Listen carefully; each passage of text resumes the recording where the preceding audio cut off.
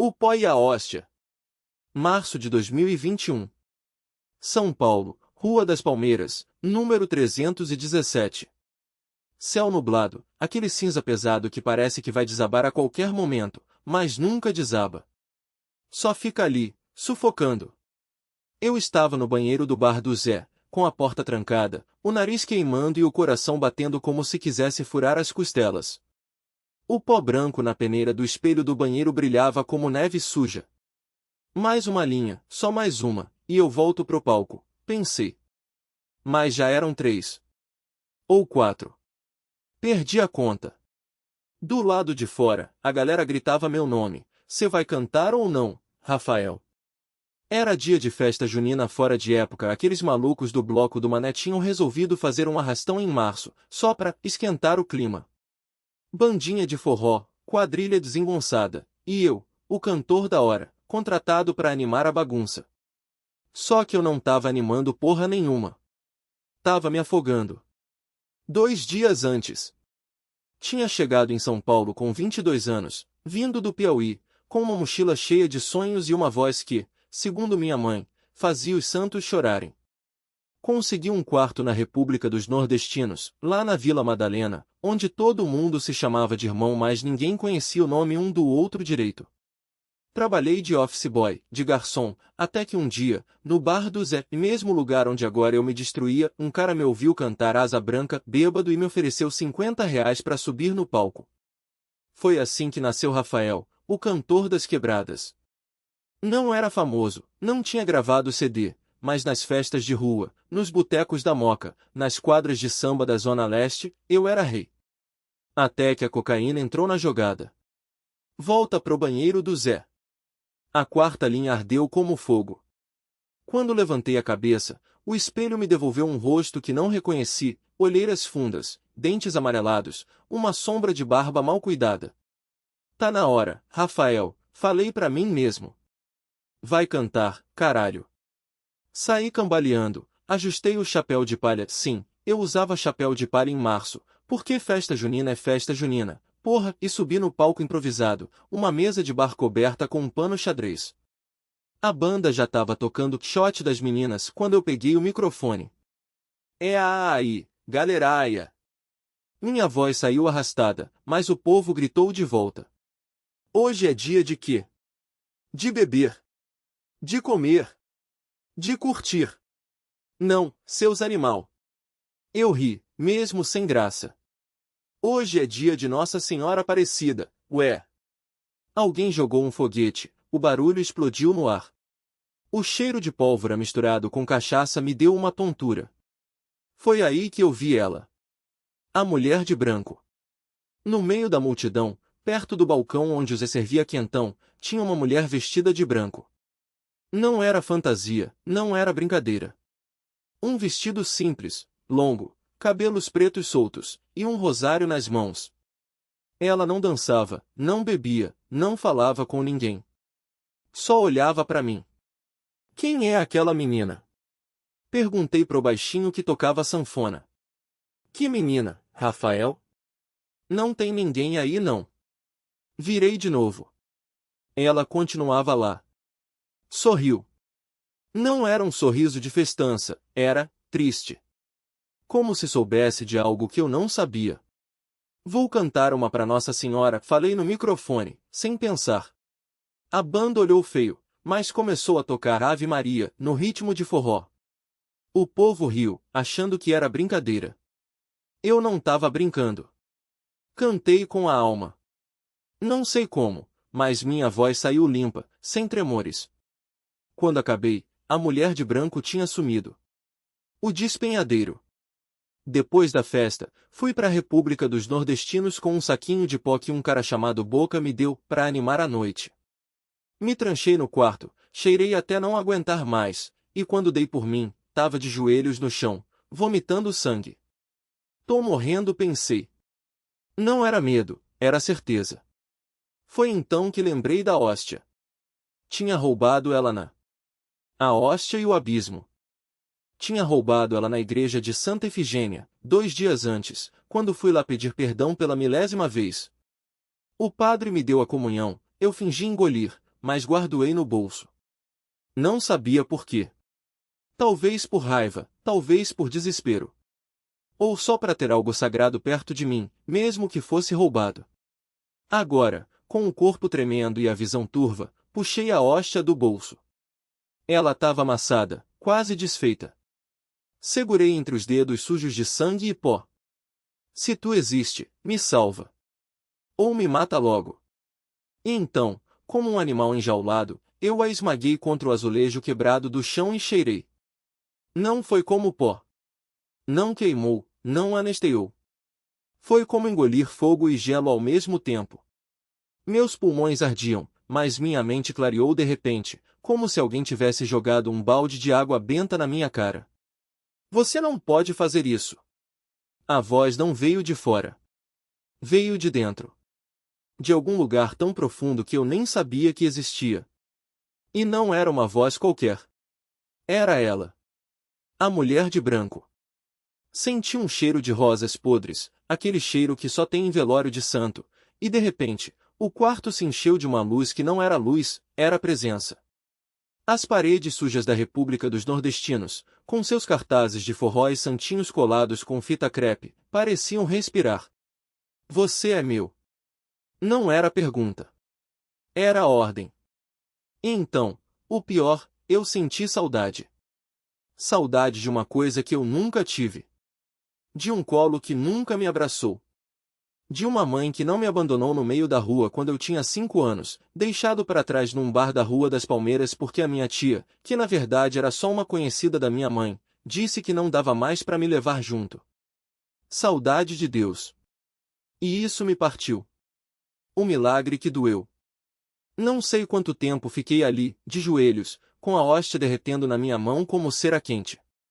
Quando levantei, o corpo não doía mais. O vômito tinha sumido. Até a ressaca do pó tinha ido embora.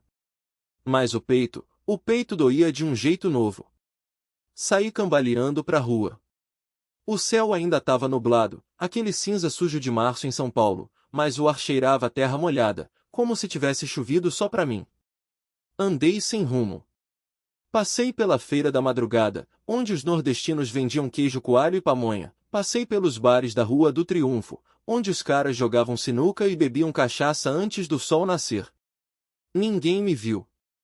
Ou melhor, todos me viram, mas era como se eu fosse um fantasma. Até que cheguei na Praça da Sé. Lá, bem no meio da praça, tinha uma imagem de Nossa Senhora Aparecida, aquela pequena, de gesso, iluminada por um postinho de luz que piscava. Uma velha de vestido florido estava ajoelhada, rezando. Eu me ajoelhei do lado dela. Não chorei. Não pedi nada. Só fiquei ali, olhando para aquele rosto escuro da santa, que parecia me dizer, agora você sabe. E eu sabia. Sabia que aquele pó não era só pó. Sabia que aquela hóstia não era só pão.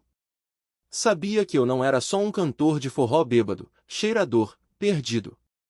Eu era dela. O último show. Voltei pro meu quarto na República. Os caras estavam dormindo, ronco de bêbado, garrafa de pinga virada no chão. Peguei meu violão, saí sem fazer barulho. Fui para a igreja de Santa Ifigênia. Não tinha missa, não tinha padre. Só eu, o silêncio e os bancos vazios. Sentei no primeiro, encostei o violão no peito e comecei a tocar. Não foi Ave Maria. Não foi forró. Foi uma música que nasceu ali, na hora, como se alguém estivesse ditando as notas para mim. Eu era pó, mas o pó não me quis. Eu era sangue, mas o sangue secou. Até que uma voz no escuro me disse: Filho, agora você é meu. Cantei até a garganta arder. Cantei até os dedos sangrarem nas cordas. E quando acabei, a igreja não estava mais vazia. Tinha gente. Gente que eu conhecia. Gente que eu já tinha visto nas ruas, nos botecos, nas festas juninas que eu cantava para ganhar uns trocados. Todos de pé, ouvindo. E no fundo, bem no fundo, ela estava lá. A mulher de branco. Dessa vez, não sumiu. S. A última canção do ex-drogado. Sorriu. Não era um sorriso qualquer. Era daquele tipo que abre feridas e ao mesmo tempo as cura. Como o cheiro de pipoca na festa junina misturado com a fumaça do foguete estourando no céu doce e perigoso. Eu conhecia aquele sorriso. Ou melhor, achava que conhecia. Você demorou, meu filho. A voz dela era como o vento que desce a serra do mar em março, úmida e carregada de promessas. Não era alto, não era grave. Era certa. Meus joelhos tremeram. Não por medo, não por vergonha. Por reconhecimento. Como quando você ouve uma música que esqueceu que amava e de repente ela toca no rádio do ônibus lotado da Avenida Paulista às 6 da tarde, e você segura o fôlego porque aquilo é seu, mesmo que o mundo todo esteja surdo para ela. Eu não mereço, minha voz quebrou. Não por fraqueza. Por verdade. Ela avançou um passo. Os pés descalços não faziam barulho no chão de pedra da igrejinha da Rua das Palmeiras. O vestido branco não era de seda, não era de algodão. Parecia feito da mesma coisa que as nuvens daquele céu nublado de São Paulo leve, mas capaz de desabar em tempestade a qualquer momento. Merecer não é a questão, João. Ela disse meu nome como se já o soubesse antes de eu nascer. A questão é, você está aqui. E então eu entendi.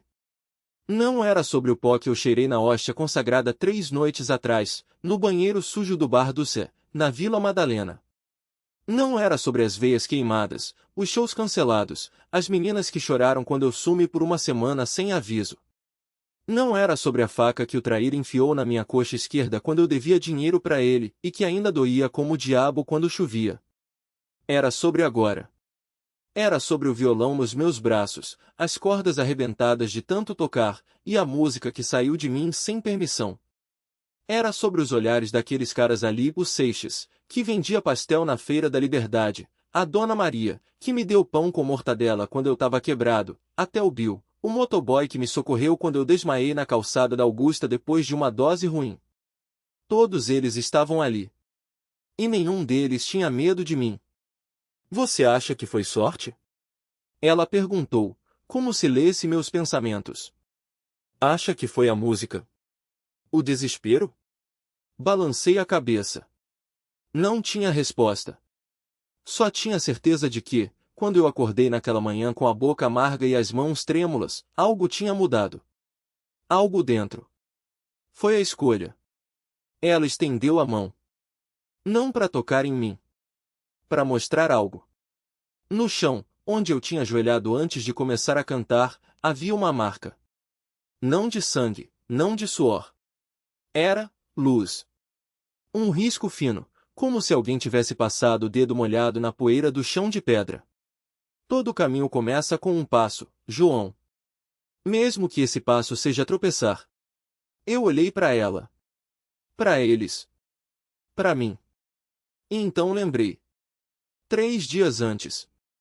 O traíra tinha me dado 24 horas para pagar os R$ 1.000 que eu devia. Não era muito, mas para um cantor de bar que já tinha sido abandonado pela própria sombra, era o mesmo que escalar o pão de açúcar com as mãos amarradas. Eu tinha 2 opções, roubar ou morrer. Escolhi a terceira, rezar. Não que eu fosse religioso. O último padre que me abençoou foi quando eu tinha 10 anos e a minha mãe ainda acreditava que eu ia ser padre em vez de viciado. Mas naquela noite, com a faca do traíra ainda quente na minha coxa e o cheiro de cocaína queimando no meu cérebro, eu entrei na igrejinha de Nossa Senhora das Palmeiras, aquela mesma onde, anos atrás, eu tinha cantado no coral de crianças antes de descobrir que o mundo era mais cruel do que qualquer salmo. Não tinha missa. Não tinha padre. Só eu, o silencioso e o cheiro de cera derretida. E a hóstia. Eu não sei o que me levou até o sacrário. Talvez a fome. Talvez a loucura. Talvez a voz da minha mãe, que mesmo morta ainda gritava no meu ouvido, João, pelo amor de Deus, para com essa vida. Abri a porta do sacrário com mãos que tremiam mais de vergonha do que de abstinência. Peguei uma hóstia. Não para comer. Para queimar. Sim, eu ia cheirar o pó da hóstia consagrada. Não por blasfêmia. Por desespero. Porque quando você está no fundo do poço, até Deus vira sua última dose. Mas o silêncio e o milagre. Mas antes que eu pudesse esmagar aquela hóstia branca entre os dedos, algo me paralisou. Não foi medo. Não foi culpa. Foi um cheiro. Não o cheiro de cera, nem o mofo da igreja vazia. Era um perfume doce, como jasmim molhado de chuva, misturado com algo que só posso descrever como paz. Uma paz tão densa que doía. Eu conhecia aquele cheiro. Era o mesmo que invadia a casa da minha avó em Pirapora do Bom Jesus quando ela acendia velas para Nossa Senhora Aparecida. O mesmo que me envolveu quando, aos 8 anos, cantei ó gloriosas no altar da matriz, com a voz trêmula e o coração cheio de orgulho. Mas agora, naquele momento, não era memória. Era a presença. E então, a porta da igreja rangeu. Não era o vento. Alguém tinha entrado. Me virei de golpe, a hóstia ainda entre os dedos, o coração batendo como se quisesse fugir do peito. Na penumbra, uma silhueta se movia entre os bancos. Alta, encapuzada, com um rosário pendurado no pulso. João? A voz era feminina, mas não era de mulher. Era como se o eco de 1000 vozes falasse ao mesmo tempo, suave e potente, como o som de um coral celeste. Eu recuei até bater nas grades do altar. A hóstia queimava na minha mão, não de calor, mas de algo mais profundo. Como se ela estivesse viva. Quem é você? Minha voz saiu rouca, quebrada. A figura avançou. A capela era escura, mas seus olhos. Deus, seus olhos brilhavam como 2 chamas azuis. E quando ela ergueu a mão, vi que seguria algo entre os dedos, uma pequena imagem de Nossa Senhora Aparecida, esculpida em madeira escura. Você sabe quem eu sou.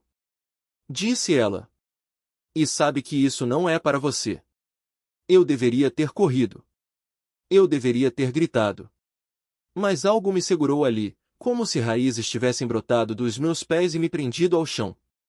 Eu não tenho mais jeito, dona. Confessei, e as lágrimas vieram sem aviso, quentes e amargas. Já vendi tudo. Já traí todo mundo. Até a minha voz.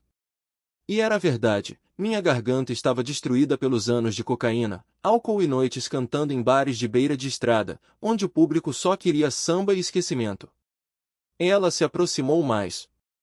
Agora eu via seu rosto, jovem, moreno, sereno. Não era uma aparição assustadora.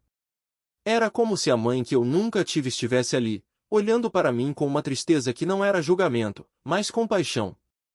Sua voz não é sua, João. Disse ela. É emprestada. E você tem uma dívida com ela.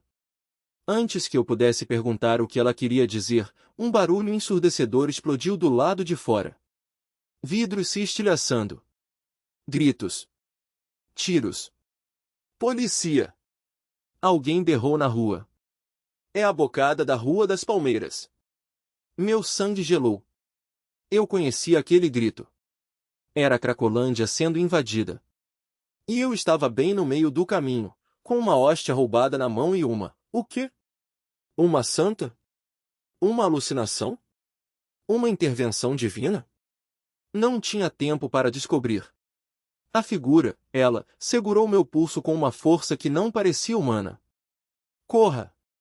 Ordenou. Mas não solte isso. E então, como se o chão tivesse se aberto, eu saí disparado pela porta dos fundos da igreja, pulando o muro que dava para a Rua Aurora. Meus pulmões ardiam, as pernas tremiam, mas eu não parava. Atravessei o largo do Paissandu, esquivando de viciados em pânico e policiais com cacetetes. Um tiro passou zunindo perto da minha orelha. Eu não sabia para onde ia. Só sabia que não podia parar. Até que, de repente, me vi diante do mercado municipal. As barracas já estavam fechando, o cheiro de peixe e tempero ainda pairava no ar. Eu me joguei atrás de um caminhão de entrega, ofegante, suando, com a hóstia ainda intacta na palma da mão. Foi então que ouvi o som de uma sanfona. Era uma quadrilha junina ensaiando no meio da rua. Mesmo em março, Mesmo com a pandemia ainda assombrando a cidade, aquele pessoal do bloco do seu Zé não desistia. As mulheres rodopiavam com vestidos xadrez, os homens batiam os pés no asfalto, e o cheiro de pipoca e quentão, mesmo que fosse só ensaio, me atingiu como um soco no estômago. Ei, moço! Gritou uma voz. Era uma senhora gorda, de saprateada e um sorriso que parecia cortar a noite ao meio. Ela segurava uma bandeja de pinhão assado, o vapor subindo como se fosse um sinal de fumaça no céu nublado de São Paulo. Tá com cara de quem precisa de um milagre, meu filho. Ou pelo menos de um pinhão quente, disse, empurrando a bandeja na minha direção. Eu hesitei. A hóstia queimava na minha mão, não pelo calor, mas pelo peso do que eu tinha feito.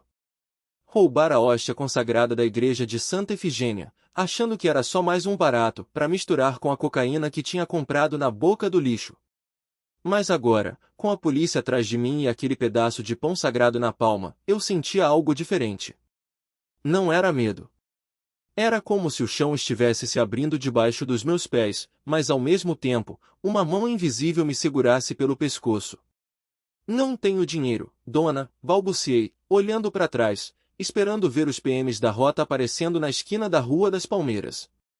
Ela riu, um som grosso e acolhedor, como de uma avó que já viu demais da vida para se impressionar. Dinheiro? Moço, hoje é dia de São José. O pinhão é de graça para quem precisa. E pelo jeito, você precisa mais do que muita gente por aqui. Antes que eu pudesse recusar, ela enfiou 3 pinhões na minha mão livre. O cheiro tostado se misturou com o suor e o medo, e por um segundo, eu me senti de volta à infância, nas festas juninas do bairro, quando minha mãe ainda estava viva e eu não conhecia o gosto amargo da cocaína. Come, filho. E reza. Porque se você tá correndo da lei, a Nossa Senhora tá correndo atrás de você também. Eu não era de rezar. Há 5 anos, desde que minha carreira de cantor de pagode tinha ido pro ralo junto com minha sanidade, eu só conhecia 2 tipos de oração, a que se faz joelhado no banheiro do bar, vomitando, e a que se faz de olhos fechados, cheirando uma linha para esquecer que a vida é um inferno.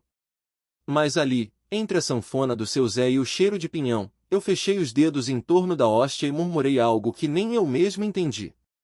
Não era um pedido. Era um gemido. Foi quando a primeira gota de chuva caiu. Não era uma chuva qualquer. Era daquelas torrentes paulistanas que transformam a rua em rio em 2 minutos. A quadrilha gritou, correndo para debaixo das barracas do mercado. A senhora do pinhão sumiu atrás de um toldo, xingando os santos. E eu fiquei ali, parado, com a água caindo no meu rosto como se estivesse lavando algo que não era só suor e poeira. De repente, a hóstia na minha mão começou a brilhar. Não era um brilho de neon, não era alucinação. Era uma luz suave, como a de uma vela atrás de um vidro fosco. E no meio daquele clarão, eu vi ela. Não era Nossa Senhora Aparecida dos quadros, não era a rainha do Brasil com sua coroa de ouro. Era uma mulher negra, de rosto sereno, vestida como qualquer mãe de família da periferia, com um chale nas costas e os pés descalços na enxurrada. Seus olhos não me julgaram. Eles só sabiam. Canta pra mim, filho, ela disse. Não com a voz, mas dentro da minha cabeça, como se as palavras tivessem sido costuradas no meu peito desde que eu nasci. Eu não pensei. Abri a boca e deixei sair o que restava da minha voz, rouca de cigarro e noite sem dormir. Não foi um samba, não foi um pagode. Foi um lamento. Uma música que eu nunca tinha ouvido antes, mas que parecia ter sido escrita nas minhas veias. As notas subiram com a chuva, e de repente, os músicos da quadrilha pararam de correr. O sanfoneiro do seu Zé se virou, boquiaberto. Até os PMs, que tinham acabado de dobrar a esquina, ficaram parados, com as mãos nas armas, mas os olhos arregalados. E então, o impossível aconteceu. A hóstia na minha mão se transformou em pó. Não em qualquer pó. Em cocaína. Mas não a droga que eu conhecia, aquela que queimava o nariz e a alma. Era um pó branco que brilhava como sal grosso, e quando o vento soprou, ele se dissipou no ar como cinzas de santo. No mesmo instante, a dor no meu peito, aquela que eu carregava desde que minha mãe morreu, aquela que eu tentava afogar em cheiros e gole, sumiu. Não foi alívio. Foi como se alguém tivesse arrancado um tumor que eu nem sabia que tinha. A chuva parou. A mulher negra sorriu. E então, como se nunca tivesse estado ali, descobri que os pequenos gestos podem salvar uma alma.